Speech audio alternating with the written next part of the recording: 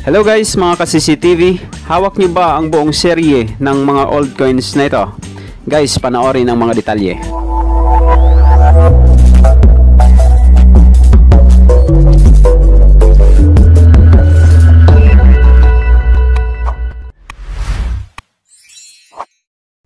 Sa dami na ng mga coins na hawak natin ngayon, marami pa rin tayong mga coins na hinahanap para maisama o maidagdag sa ating coin collections. Itong ipinapakita natin ngayon guys ay ilan lang sa ating mga coin collections na ang iba nito ay atin nang nagawan ng mga videos at nai-upload na sa ating YouTube channel. Ngunit sa kabila ng dami na ng ating mga coin collections guys ay meron pa rin tayong mga hinahanap na mga coins na gusto nating maisama dito. Isa na po dito sa gusto nating maisama sa ating coin collections ay ang kumplitong Tagalog series ng 25 sentimos. Ang Tagalog series guys ay ginawa mula noong 1967 hanggang 1974. Ang ibig sabihin po ay mayroong 8 years na bumubuo sa series na ito.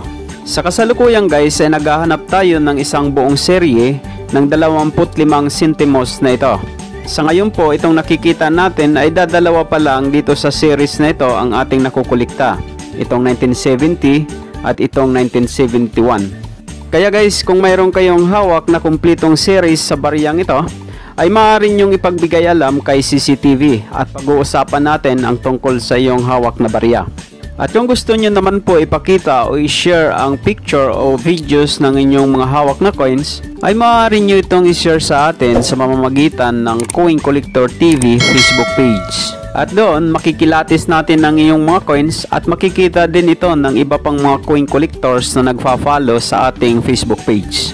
Gusto ko lang ulit sabihin sa inyo guys na ang hinahanap po natin ay ang kumplitong serye ng 25 sentimos na ito mula 1967 hanggang 1974. At yung hawak nyo po ang buong serye ng bariyang ito at gusto nyo pong ibenta, ay maaari po kayong mag-comment dito sa video ito at ibigay nyo ang inyong presyo kung nasa magkano nyo po ibinibenta ang inyong coins. Kung hindi nyo pa alam guys kung nasa magkano nyo ibibenta ang iyong hawak na mga coins, ay mag-research po kayo sa mga online stores.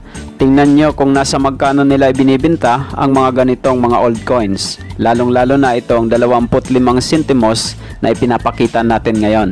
Guys, para sa karagdagang ideya kung paano tayo magbibenta ng mga barya, ay nag-upload po tayo ng isang video na 5 practical tips para maibenta ang iyong mga coins. Kung gugustuhin nyo po, ay panoorin nyo ang video ito, baka sakali makatulong ito para sa pagbibenta nyo ng inyong mga coins. Guys, maraming salamat sa panonood nyo sa video ito. At sa mga nag-subscribe na po sa aking channel, maraming salamat din sa inyo.